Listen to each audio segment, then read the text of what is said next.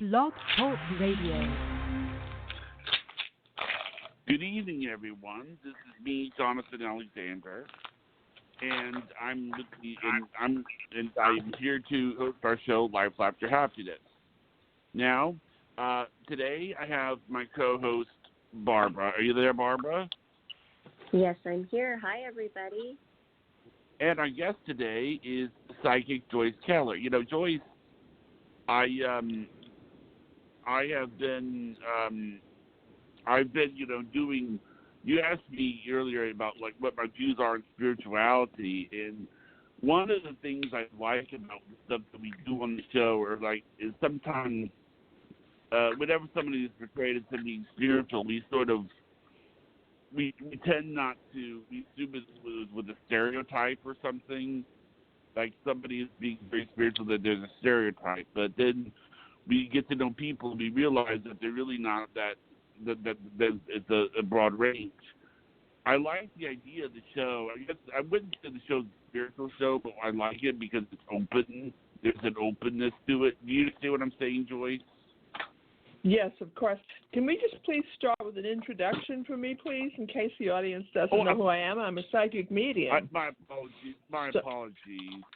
It's okay. Yeah, it's this all right. is Joyce Keller. This is a psychic and a medium, and she's been on the show before, and she's really taught me a lot about how to act on a show and behave on a show.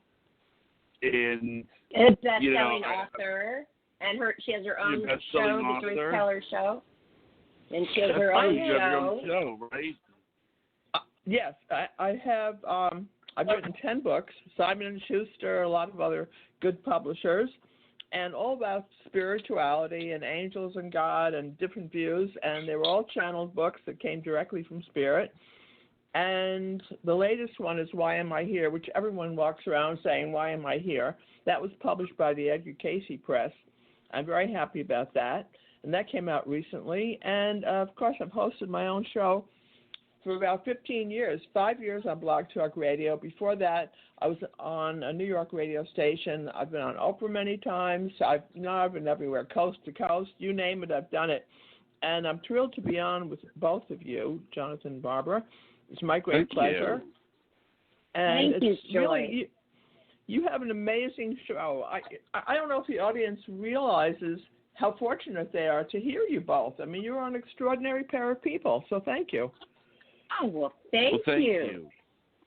I enjoyed listening to Coast all the time.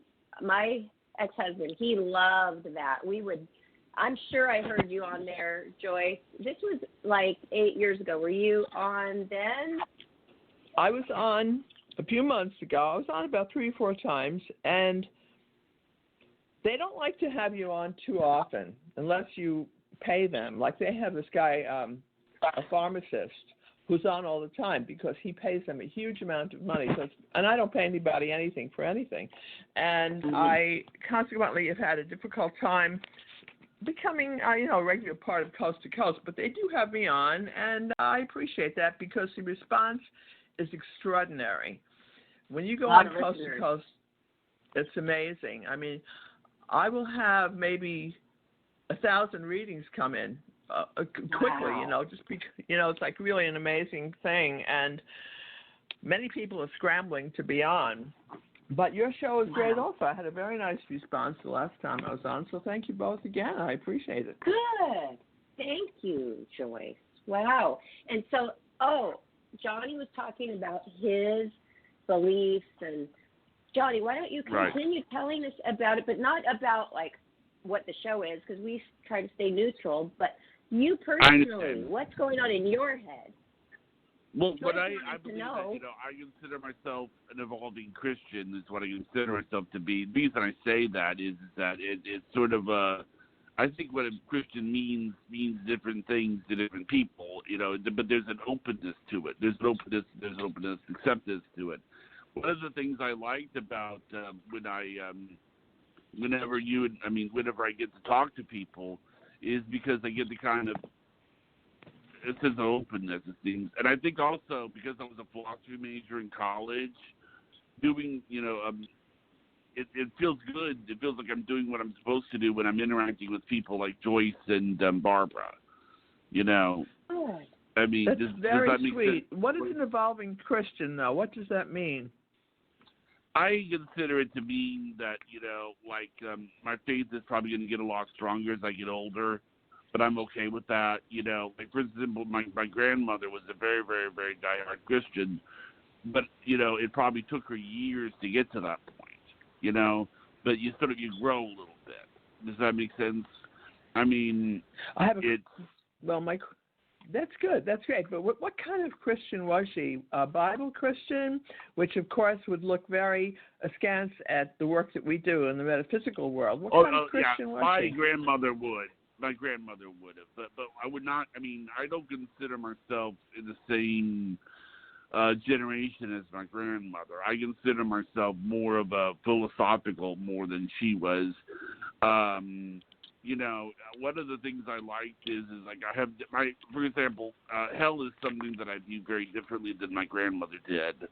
I don't take the literal interpretation of hell. I take it as more of you know, something that's here rather than, you know, some place that you go and you burn.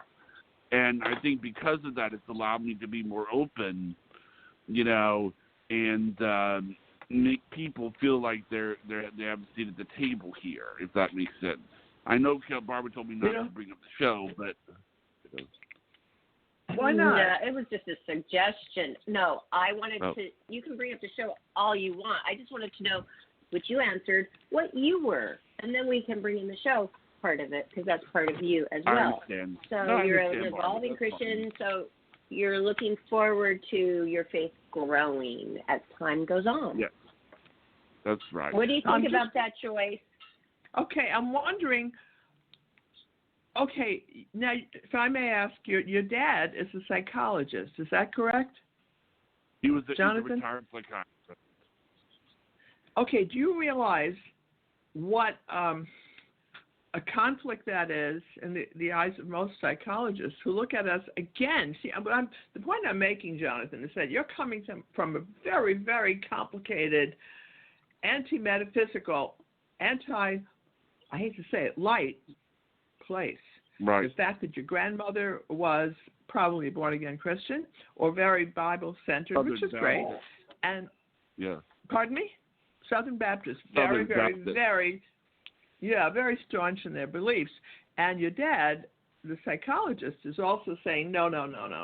So you're coming from an impossible place. You have barriers all around you, and yet you have broken through, and you're doing this amazing show with Barbara, where you're bringing light to the audience, and you're saying, look, my background, I'm talking about you, Jonathan, my background is so anti everything we're bringing to the fore today. Everything we're bringing to the microphone is going to be against everything that I was taught growing up. And, you know, you've really come to an amazing place, and I have to salute you for that. It shows that you really are an extraordinary person. And you, Barbara, I don't know enough about you to really ask the right questions, but I'm very intrigued about both of you. I know that Jonathan and I are born on the same day, May 28th. August 1st, and Barbara Moore. Right. So, but Barbara, what is your background like? I think mine is very similar to Johnny's because I grew up in a born-again Christian household. Oh, no. Yes. And, you know, it feels good, though, because, you know, if you say you're born again and you're saved, the whole thing is that you're okay for the rest of your life. You know, no matter what you do, no matter what sins, you're always going to be forgiven and you're going to go to heaven. So I think it's like a safe passage, but then I'm so interested in so many other types of religion, and now this, paranormal.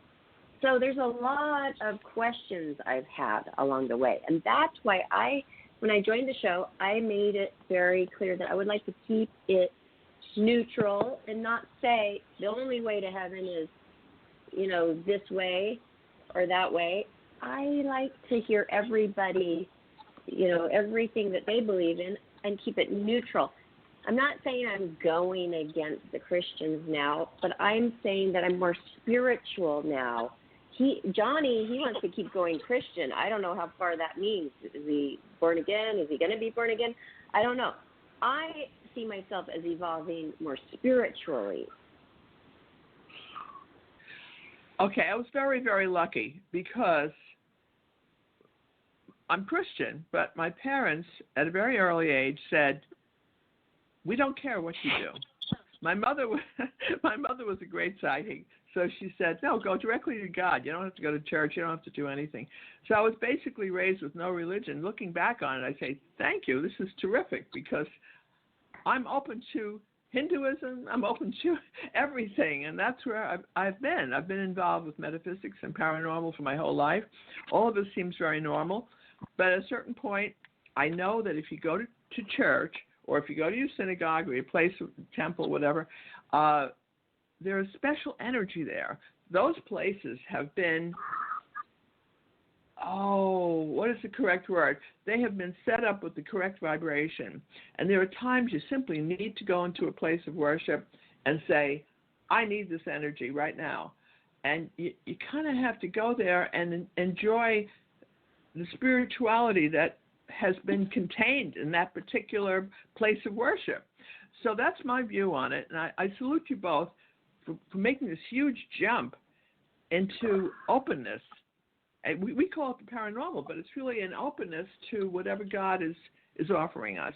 And I thank you both for it. I prefer to call it that. Thank you, Joyce. I like that. I like to call it openness. I prefer to call it openness because the paranormal, it's so much to it. Yeah, I like that word. I like that word too. I guess the reason I say evolving is to show that there is an openness. That there's an openness and an open acceptedness. Also, you need to also realize that not everyone who is spiritual is the same. I mean, there's a stereotype of people that are spiritual. Does that make sense, Barbara? Yes. Well, hey, this subject is huge. I mean, there's so many facets to this subject of spirituality, Christianity.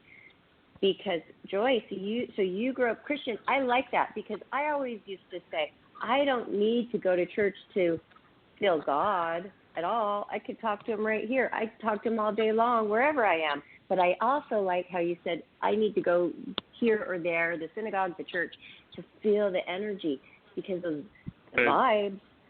Sounds silly, but they are strong. They're strong there, and sometimes you need to feel that. Sanctuary. It's a sanctuary, absolutely. I want to say something else. There's also, do you know what the definition of church is, Barbara? House of God? Actually, it's the assembly of those who are called out.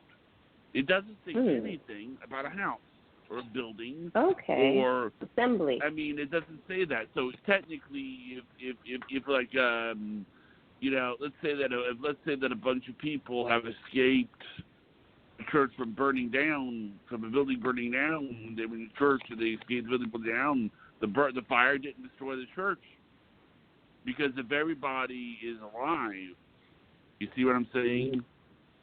It's the people, and it's the semblance of the people. It's the people that make it. People make it up, not the wood. Right. It's not the wood. It's not the. I mean, we show it in that, but it's the assembly of those who are called out. There's not one mention of. And the reason I know this is that I was a philosophy major, and we had to take a little Bible studies class, and it's so often forgotten. So in a way, you could argue that a Bible study is a church, or that you could say,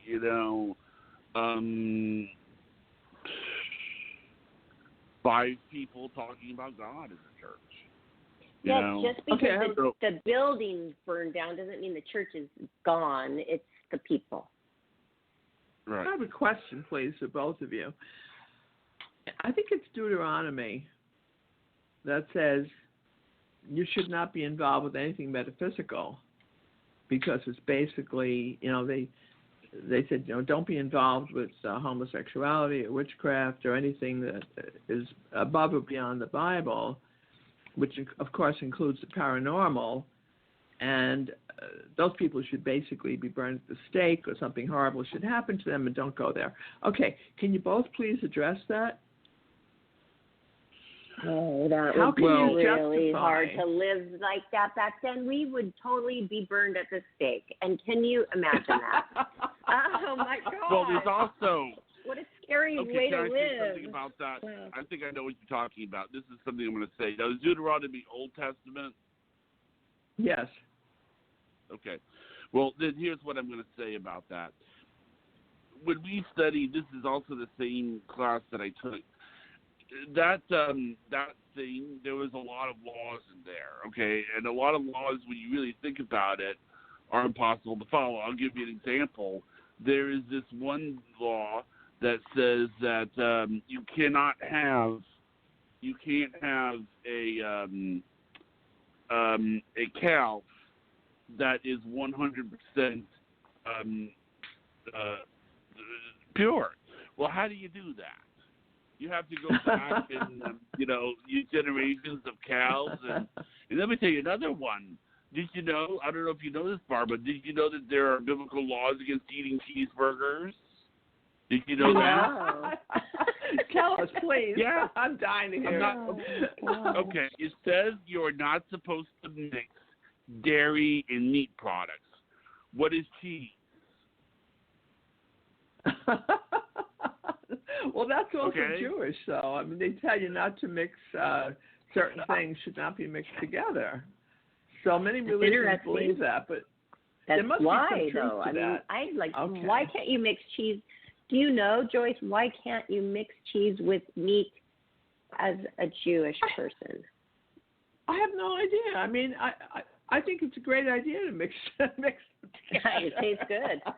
A little cheese and a little burger is a good thing. I don't see where it's not. Edgar Casey and Jesus both said it's not what you, and Yogananda all said that it's not what you eat that defileth a man or woman. It's what comes out of your mouth. It's the way you live your life. It should be lived in service, in light, in purity, and truth. And I kind of believe that. I remember Yogananda saying, look, you can drink poison and don't worry about it. You'll be fine. If you're in the right place spiritually, you won't die. You'll be fine. So, again, it's not what you eat that defileth the person. I mean, everything now is vegetarian. Okay. So even McDonald's has come out with vegetarian burgers. And I'm thinking, I love animals. Is this a good idea? My first way of addressing that would be, is it a complete protein? What are we actually saying? Are these products really what they should be? That's all I have to say about that. I would say look at the ingredients and protect your own spirituality with prayer and love and service to others. And Right. that's all I can say about that. I know that that's what you both are doing, and that's really a commendable thing. And I salute you both for that. Thank you. Oh, I would like Now, to address would you- your question too, though, please, about the Deuteronomy. Okay. Oh, Sure. Recently, last week. That's recent. Last week, I asked them to please listen to the show. I described it a little bit, and they said no. I would never listen to anything like that because it says in the Bible that exact verse that you said. And I thought, oh my gosh, what do you do, Joyce? Because there's no way I could argue with that person about it.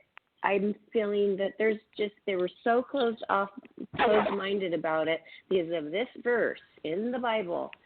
There was no way I was ever going to be able to get through to them, and they were a very close person to me. So what do you I want to say something else. I'm something else.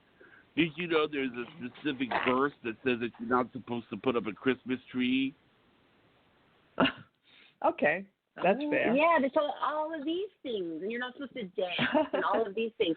So, if we pick the Bible apart, we pretty much are just going to have to do nothing. Look, the Bible is a great book, probably the greatest book ever written. However, I think that, from my viewpoint, as the earth moves from the third dimension of pragmatic, mundane, take it literally from the Bible thinking, as your friends, Barbara, are saying, I would never listen to your show. That's third dimension. Now, I believe the universe is saying, come on, people, you've got to do better than this. You have to let a little light in, move to the fourth dimension, the fifth dimension. And, if not, you're going to be left behind because you're not opening up your minds. You want to be so stuck in third dimensional thinking, good, have a nice day, but you're not moving into universal intelligence, and you're hurting yourself. So that's all I can say about that. That's my view on it. If people don't want to say. It's like, let a little light in, please. And you want to be stuck in the workaday world of where it's third dimensional, which is like you go to work, you come home, maybe you eat, you watch television, you go to sleep, and you do it all again. That's third dimension. Well, I've had so many contacts from universal teachers that tell us that's not longer, it's no longer going to work that way. What you need now is to open yourself more to space and universal consciousness and what the master teachers are telling us. And I don't want to go against any biblical teachings because I'm not here to do that, and I respect those people. But they should be listening to your show. You've got a great show. That's all I have to say about that. That's a good thing to know. Thank you. You put it in a nutshell for me, and a good thing for me to come back to with them to say they're limiting their self. I know, and I just don't know how to word it. And you worded it perfectly, so thank you, Joyce. Thank you, Barbara. Thank you, Barbara. Yeah. Is it okay if we put on a caller, maybe? Do we have to? Okay, sure. Well, how about we put on? Let's do this. Let's put it on. Yeah, do we have to? I mean, we have this wonderful Joyce Keller advice to ourselves. There it goes. Jonathan, hello. Jonathan, you know what they want. Okay, let me tell you what people want. They want love and money. And for those of the folks who are more advanced, they want metaphysical awareness. Okay, let's go. Let's do it. All right. Caller, you're live on with Joyce Keller, psychic Joyce Give me Keller, your and birthday. medium. Hi. Oh, thank you. Hello. Okay, I Hello? need a birthday and a name, please. Oh, Hello? hi. Oh, okay. I didn't know if you guys were there. I hear you. I didn't think you guys heard me. Kathy, No. August 20th. That's it? No year with that? Oh, I'm 66. Oh, okay. 1966. And is there a question? I'm sorry. It's Yes, okay. my question. Is there a question? Yes. I'm looking for employment, and do you see anything coming through by the end of the month? Sure. Let's address that. Thank you. Okay. August 20th, 1966. On the day you were born, the moon went into the sign of Libra. So we know that you are a person who tries to seek truth and light and fairness to everyone. You are a person who is very discerning. You would have been a great lawyer. I don't know what your life's work is, but you certainly are able to see both sides of all issues. You have Mercury at the time of your birth in the sign of Leo. So you do like to express yourself in writing and speaking. You like people to know what's in your heart. You also have Venus in the sign of Leo at the time of your birth. So when you fall in love, it's going to be a person of stature or someone who has something to really offer, because you certainly do. Now, the balancing act here that you're doing, Kathy, is that you have Venus, rather you have Mercury, and Mars in the sign of Cancer. So you are very nurturing. You see, you're bringing a lot of things to the table. Your nurturing nature with your natal Mars in the sign of Cancer at 26 degrees tells me that you are a person. I'm using astrology so I don't make too many mistakes, or hopefully no mistakes at all. You want to nurture people, but you want to do it with a little bit of recognition. You would have been a great healer, a great nurse, a great doctor. I would have loved it if you could tell us that you have gone into the medical profession and that you'd be a great surgeon, by the way. And then your life purpose, the North Node at the time of your birth is in the sign of Taurus. so you are concerned about money. You're always wondering and caring about money. Well, all of that's going to change for you because you have a stellium in the sign of Leo. You have so much going for you at this particular time. It's February 6th now. I don't know when you're all going to be hearing the show, but I'm going to say within 3 weeks, you have a job offer which is right for you. You've had offers that have not been what you wanted them to be, but you have something coming, I'm going to say, in about 3 weeks, which is going to be much, much better for you.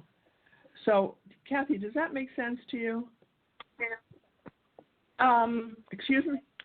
Yes, most of it, that's the majority of it, with the exception of my profession, was pretty much dead on. I'm in accounting and finance, but other than that... That's terrible. Why? Why are you in accounting and finance? I actually like it, but interesting when you mentioned the lawyer part, that everybody says when Kathy puts on the lawyer side of her brain, you can't win with her.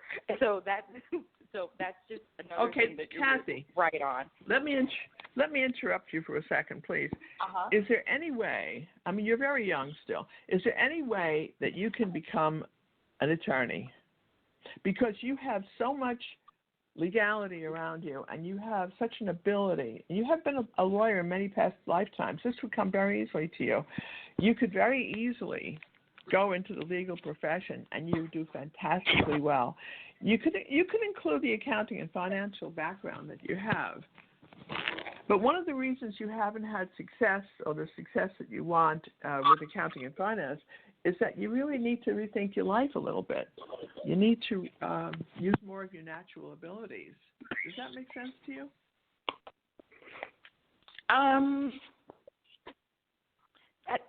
Yes and no, because I truly do like accounting. And accounting is kind of a little precise like law in a way, because it's no absolutes, but I do like accounting. You know what? We're going into tax season now. Why haven't you found work, if you're correct? Why haven't I found work? Because you called about work, right? Right. Is that your question? Why do I think I haven't found work? Yes. That's a $50,000 question. I don't know. Well, you know, if you were correct in just honing in on accounting and finance, I would think that you wouldn't be having this issue.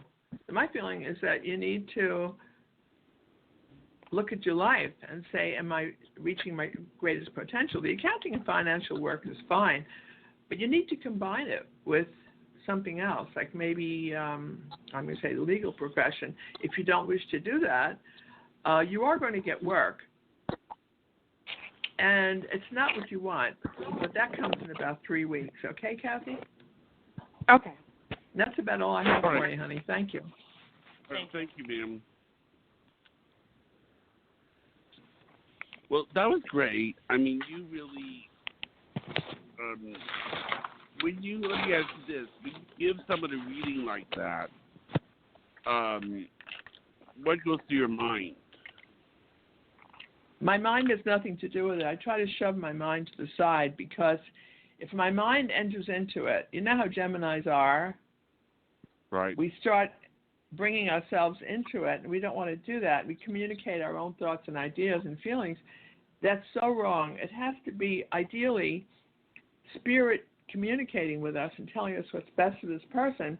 And I use a little astrology to make sure I'm talking about them and not one of the other people who are listening in.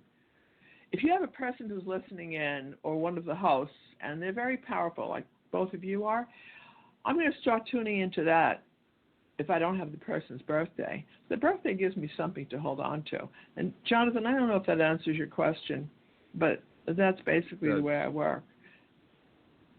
Her birthday was so close to mine. Hers was August 20th. Mine was August 21st. And I was wondering that exact same thing you just said. Like, can we interfere sometimes with your readings being on the line? Absolutely. And you know what? You make a very good point, Barbara. You can have twins and triplets. I think I mentioned this on the last show. You can have multiple birth children, and they can all be extremely different.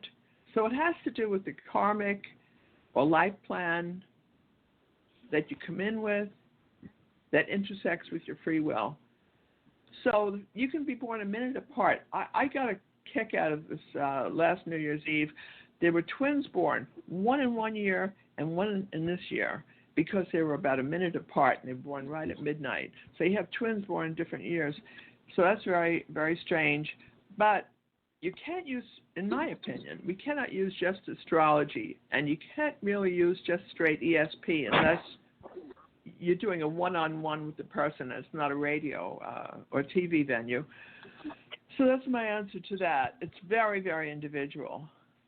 That's so Does that interesting because I was wondering yesterday about what would my boy be like, because Priscilla, my daughter, is a twin and her brother died at childbirth. So I was thinking, he could be completely different than her. He could completely look different or take after me more, and she takes after the father more. It's so interesting what you just said, because I was just thinking of that yesterday. Wow. I'm not a big television watcher, but on Thursday night, oh gosh, I can't even think of the name of the show. There's a great show on, it's about this kid who's really a genius. And Young Sheldon. Thank you, Young Sheldon. Okay, it's like, I'm not in the same place as television right now, but with Young Sheldon, now there you go. He's a twin, right? And he is so different than his sister. He's a genius. His sister is life smart. She's a brilliant genius in her own way. Like, she'll tell you how to put bows in your hair. But, it's her own form of genius, whereas he's, and the IQ, is the IQ different? I have no idea, because it's a show and it's like really hard to read. The way point is that she, sorry, go on. No. You're right. She is a genius in her own way. She'll tell you how to survive a situation that he can't even begin to address it because he's just not there. Yeah. I mean, is that the way you see it also, Jonathan? Yeah. Well, the difference between them is that Sheldon is very, can get logic and math and everything. But what they did this one time, where they wanted to see the differences, and one of the differences was that Missy can look at a situation socially, see what see what other people are missing, like what's implied, a social thing. Like a good example of it is that she'll show you a picture of people. Well, what are the people doing? Sheldon couldn't do it all that well. Sheldon could tell you, like, the two trains and everything, but she couldn't tell you, where the, but that Missy can tell you what's probably going on in someone's mind, or. That is so interesting. I think it's one of the best shows that have ever been on because it tells you about the left and right brain. He's strictly left brain, she's strictly right brain, and together they make almost a normal person. I mean, it's a genius show, really. I wish people would watch it. There's so much garbage on TV, but this happens to be a brilliant show, and it's so down to earth, and it's just so well done. It's a spin-off of the Big Bang Theory. Wait, you broke up. You have to say it again, Jonathan. What, dear? It's a spin-off of the Big Bang Theory. Yeah, I don't personally like that show. It's a very, very bad show, in my opinion. But the spin-off is so genius. It's like, I can't believe it came from the same show. So, Barbara, have you seen Young Sheldon? I started watching it, and it looked really good, and I think I got distracted and I didn't watch the whole thing, but now I'm going to. Now I will, because it is very popular. I've heard of it. Yeah. Now, you said you lost a twin son at birth? Yes. But your daughter is still... Yeah, I was going to have twins. I was so excited, boy and a girl, and Priscilla's 12 years old now, and it just comes creeping in my mind, not all the time, but sometimes. And yesterday I was really wondering what he was like. What he would have What been is like. his birthday? What was their birthday? May 12th. And so May 12th, 2007, that's when I had her, and he didn't make it. Yeah, but he's really around you a lot. Can you tell that he's around you and that he's very stable, and he's a very solid individual. He said, you know what, I've done this so many times before. At the last moment, I decided not to do it again. Let Priscilla have the limelight. Let her be, the one that is adored and, appreciated. And I'm just going to help you from this other side and kind of observe and help however I can. So he's very appreciative of the fact that you gave him the opportunity to go that far into the utero experience. Did he make it full term? No.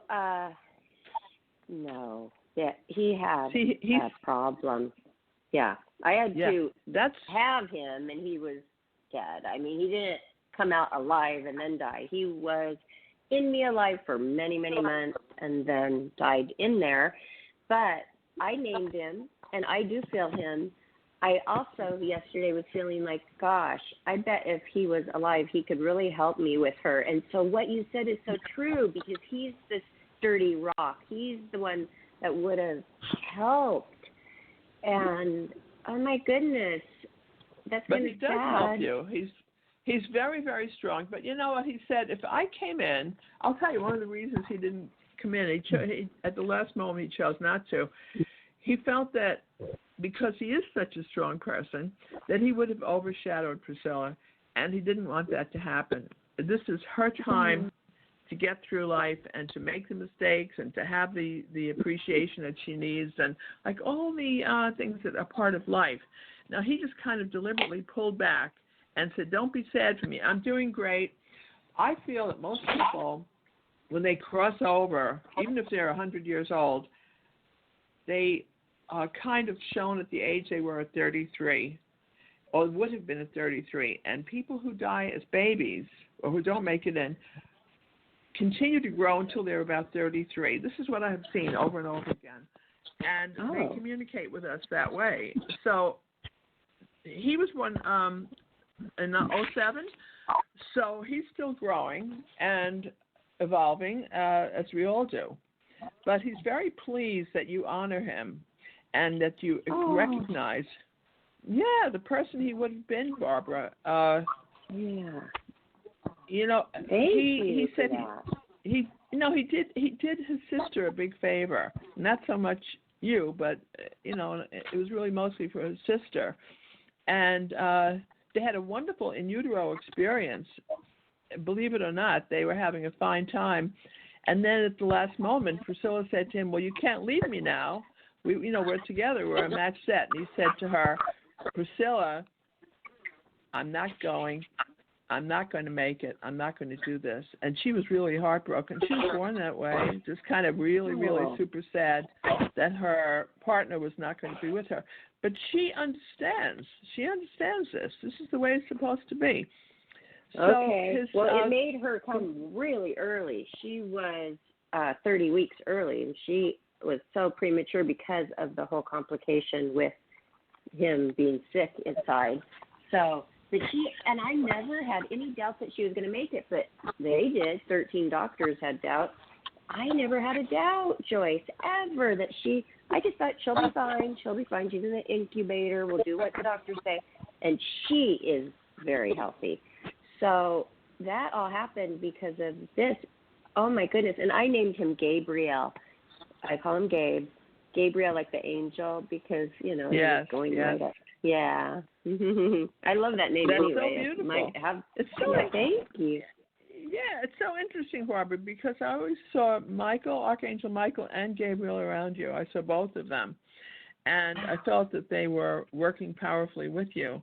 But Gabe is a fantastic kid. He's great. And he says, no, I go to school with Priscilla, I'm with her all the time. He said, it's like I'm here, and yet I'm allowing her to shine, do her own thing. So he acknowledges that, and he appreciates that you gave him the opportunity. I'm sorry? We will be able to see him when we pass, correct?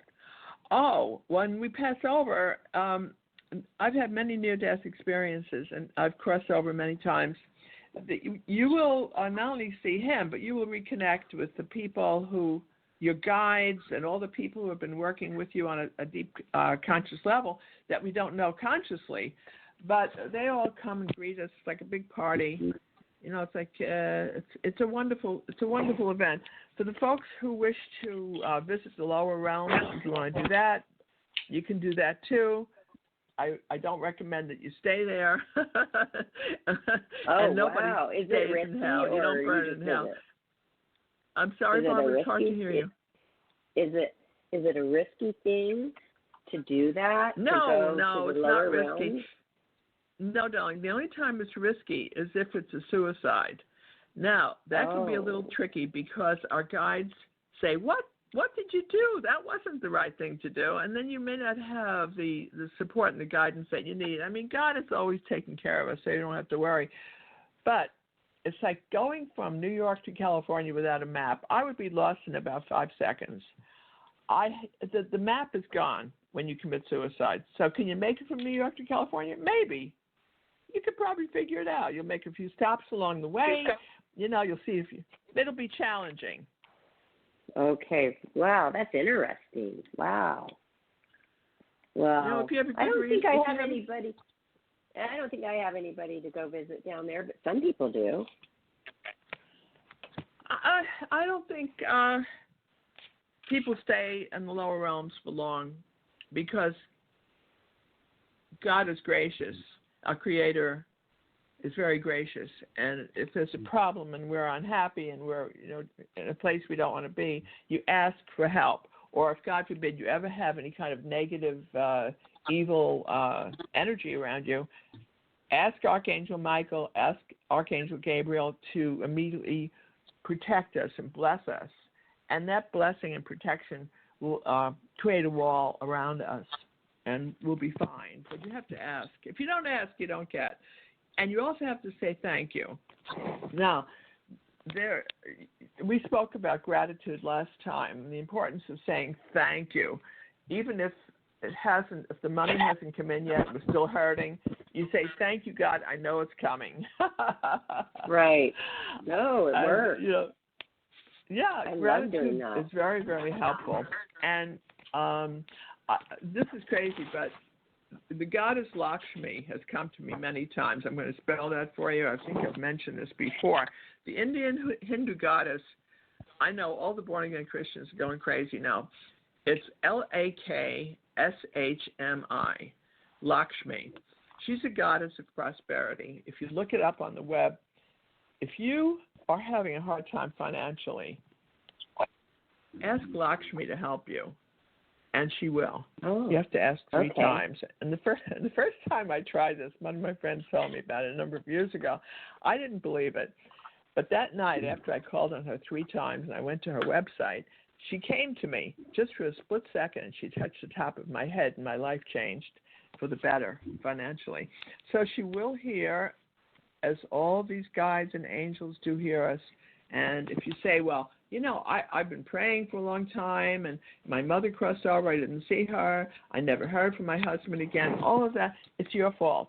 It's because you haven't raised your consciousness. You're still in a place of grief or, in a lower state of energy. Raise your energy, and you'll start having that connection.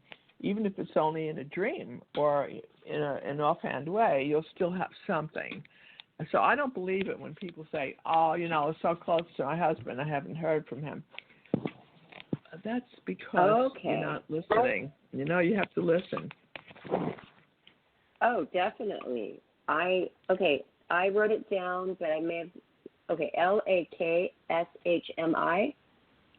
Yes, good. It's a goddess, the Indian goddess Lakshmi. She's terrific. Cool. Okay. And, I'll try it. I would love to try that.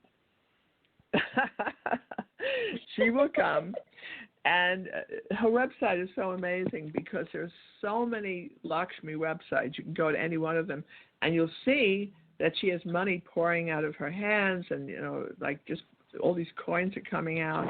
And if you just look at it, and you say, "Thank you, Lakshmi," that can help also with prosperity. Okay, that's great, fun advice. I'm going to go on there right now. Johnny, what do you think about that? He sounds kind of quiet. That's interesting. That's interesting. Yeah. I'm listening, but it's interesting. I mean, do you have you ever? But I guess what I meant to say when you do a reading, like, how does it feel when you do a reading? How does it feel to do a reading? Every reading is different. Jonathan, do you do any readings? You both are breaking up so much, I can't hear anything. Okay. Jonathan, do you do readings? I don't think so. Not in a while. Not in a while. Because you're very good. I'm wondering why you stopped doing them and if you can start again. Well, I mean... You mean receiving them? You mean receiving the readings? Yes, and also giving people readings on air. We used to do numerology readings. That would be really good for you. See, what happened was I tried astrology, but I just for some reason couldn't figure it out. So, but then one night I saw this numerologist on the show. I couldn't figure out how he was doing it, so I wanted to do it. And then I found myself being able to look at a name and just dissect it. And people would be surprised. They're like, wait a minute, he's not writing anything down, Well, you would be a great numerologist. You've done that in prior lifetimes, obviously. I wrote the complete book of numerology, even though I'm not good at numbers. I wrote it anyway, and how numbers can work for you and how the whole universe turns on numbers. And Pythagoras said that, and he was really right about that. And I love people who say, well, if you're so good at numbers, why don't you gamble? Which is another whole story. Be happy to tell you about that. Why I don't gamble? Why don't you gamble? In one sentence, I don't gamble because I have to be told clearly what I should do. And if you read my book on numerology, which of course I'm plugging, you will see I've told stories about how numerology can help you gambling. When I was in trouble in Nassau in the Bahamas and ran out of money, see, in a crisis like that, your guides will come and say, well, you could go downstairs, you could gamble, and here's the way it's going to work. So I was able to win a lot of money that way because they told me specifically what to do because I was in trouble. Wow. So my feel, and that's I wrote about that. So actually, my dad came to me and said, go downstairs to the casino and put $5 on number one. I'll make the little white ball on the roulette table go into number one. You'll get a lot of money. So I did that, and that's how that worked. So that's my extent of gambling. If I do it haphazardly or without guidance, I don't win. So in answer to all the naysayers who say, if you sell, why don't you gamble? It has to be one of inspiration or it's not going to work, at least for me. So, Barbara, do you find that to be true for you also? Yes. I've never had, I don't feel like I'm so in touch with my spirit guides. I feel like I've seen them. I feel like they've come to me when I really tried and I was doing guided meditation, listening to one, and then also I had an outer body experience where I was just taking a nap and I was just inches outside of myself, looking at myself. And then when I woke up, I told my daughter about this, and it was such a greatest feeling. She goes, Mother, you could have gone anywhere. You could take it further than what you did. So I feel like I'm trying, but I don't really know. Is that a spirit guide, or was that a dream, or I don't know how I can get more in tune to that. Okay. I wrote 7 Steps to Heaven. Again, another plug. Perfect for me. I've got to get that book, and I even have some of your books in my shopping cart on Amazon. So, but I just want to start with one at a time. This probably is the one that I need to start with, correct? I don't know. Sometimes I hope you can get it free in the library. By the way, you don't have to pay for anything. Okay. I don't. Okay. Okay. I have the library right around the corner. Yeah. If they don't have it, okay, I'll do that. Okay, go ahead. Just ask them to get it. Tell me. Say, can you please get it for me? Right. And that's free of charge. Okay. So, I don't want to make money that way. I don't make money that way anyway. It's like that's not going to happen. But I addressed all of these issues about why meditation doesn't work, why you don't have communication. Usually it's because it's not the experience you need at this particular time. It's very important to remember what Shakespeare said. He said, all the world is but a stage, and you are players on that stage. So in other words, the Akashic record, which is the record of the soul, keeps track of everything we do. And it's all a learning experience. You want to make have spirit communication or whatever you wish, you can do it, but it has to be part of your soul's progress or your soul's progression. So maybe you're not supposed to have it at that particular time. You're supposed to be doing something else. Maybe you're supposed to be struggling with a particular situation. I don't mean you particularly, Barbara, but it might be something where your guides say, no, we're not going to allow this to happen. And I also believe there are no accidents. So you can say, well, why are there accidents? Well, it's because at that point your guides pull back and you're supposed to have that experience. And that's my take on it. Very few accidents, really. So most of it and is, I agree with the accident thing so much, because the accident where I fell down the staircase, I really don't remember anything. All I know is I had a cold, I took some medicine, and then in the middle of the night I ended up on the bottom of the staircase, fell off of it, then tumbled down forward. So, but my life changed after that for the better. Way for the better. I mean, several things happened. 3 things happened that were amazing from that accident. So it wasn't an accident. It was a blessing. That hurt. Oh, that's very interesting. I had one really terrible. I actually had a couple of terrible accidents, but the first one was because I didn't listen to my guides. I'm sure I must have told you all this before. They came to me during the night and they said, don't go out for 24 hours. Stay in the house no matter what. And I said, sure, okay, I'll stay in. But the next day, my brother and his family came by and they insisted that, it was August 18th, beautiful day, let's go to the beach. I said, no, I can't go out. And they said, you're being ridiculous. And they forced me out, and I had a terrible, terrible accident at the beach. And it was really terrible. And so if your guides tell you something, listen to what you're being told.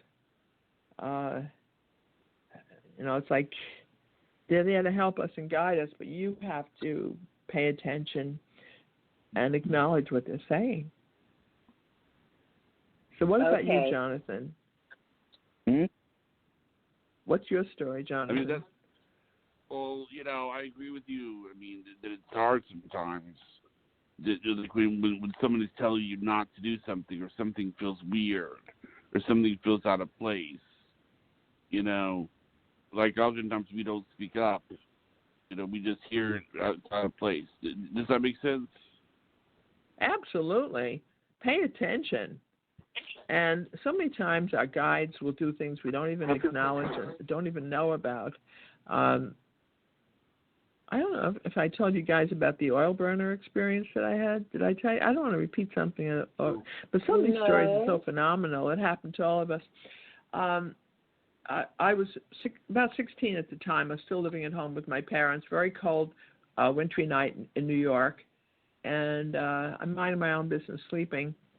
And around 3 o'clock in the morning, my guides, one of my guides came to me and said, okay, you have to get up now. And I said, do you notice that it's very cold and I'm sleeping. And they said, we really don't care. Just get up, and you need to go to the basement. And that's a place I never went. I avoided the basement because it was dark and dreary and scary. So I never went down there. But they said, no, you have to get up now and go down in the basement, and we'll help you.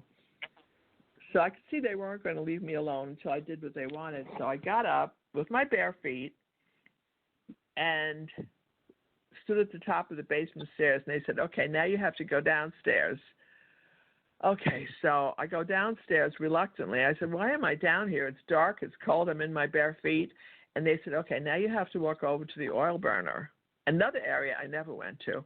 And they said, okay, you're at the oil burner now. Now look up. What do you see? Well, I saw an oil rag hanging on top of a pipe over the oil burner. And they said, do you see that the rag over the oil burner, which is covered with oil, is starting to smolder, and your house is about to go up in a huge explosion? And what had happened was my dad had received oil earlier in the day, an oil delivery, and the oil burner man had left his oily rag on top of the pipe, and it was starting to spontaneously combust, and it was going to go up. They said, take the rag now and take it upstairs. At that point, my dad was up, and he was at the top of the stairs, and he said, why are you downstairs at 3 o'clock in the morning? So I went back up. I said, Dad, look, here's the oil rag. Your oil burner man left it on top of the pipe over the oil burner. And he said, well, what's wrong with you? He said, how did you know that? I said, please, let me just go back to sleep. So I said, here, take the rag and tell him, please, to never, ever, ever, ever do that again, please. Thank you. Good night. And my father just stood there with the oil rag in his hand, and I went back to sleep with a very oily hand. But I had so many experiences. Yeah, I've had so many experiences like that involving animals and all kinds of things. We all do. If you stop and think about it, we've all had those experiences. So but I finally am right. Yeah, you need to see, Barbara. You're so smart. You need to listen to what you're being told, whether it's good or bad or inconvenient. My parents never could figure out why I was down in the basement getting an oil rag. It's so spooky to go down there too. The basement, all alone when you're young, all the way down there. But you listened. Wow. Wow. And only they probably because were amazed. They didn't leave me.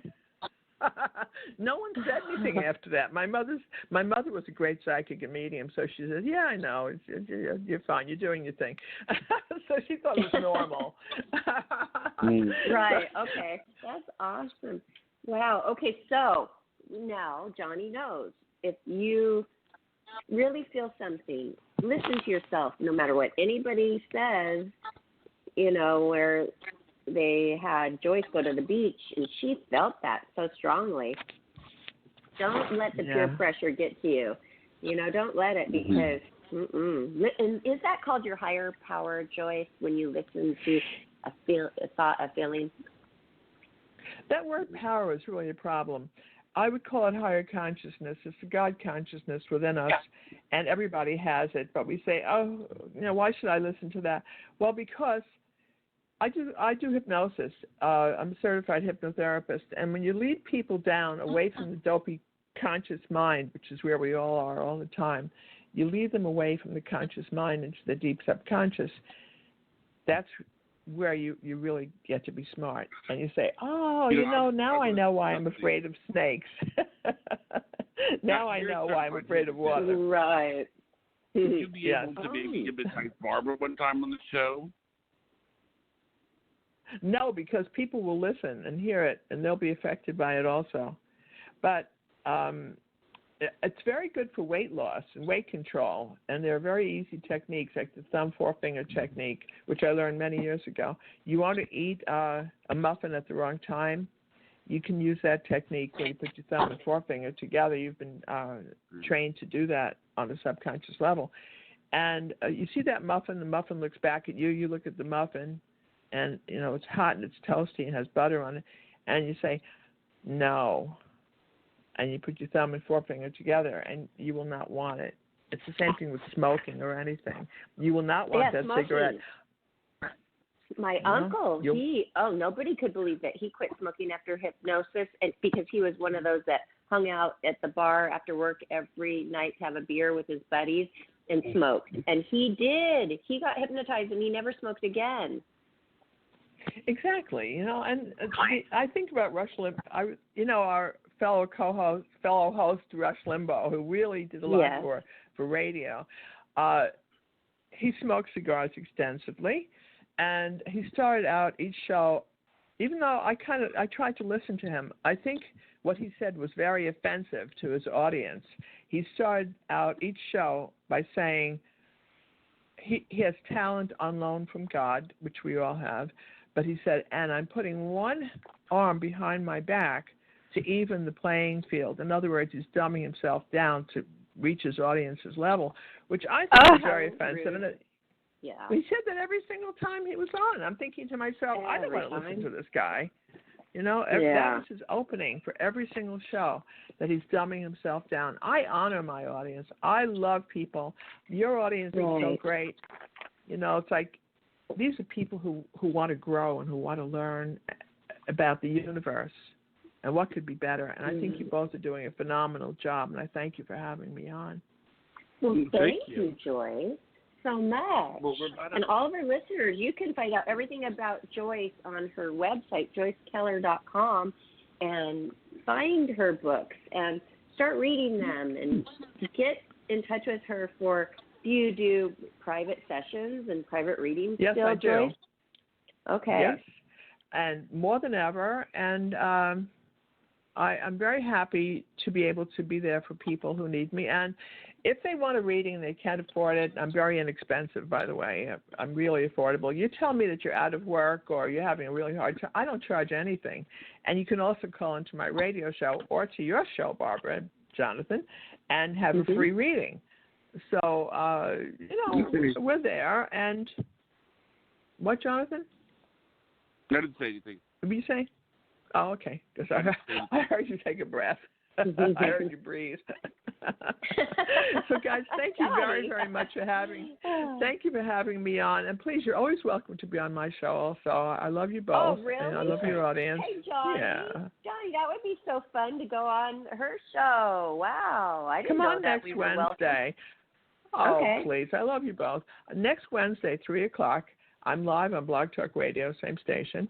And all you do is call in, and you can be on. And the number to call in is 516-666-8448.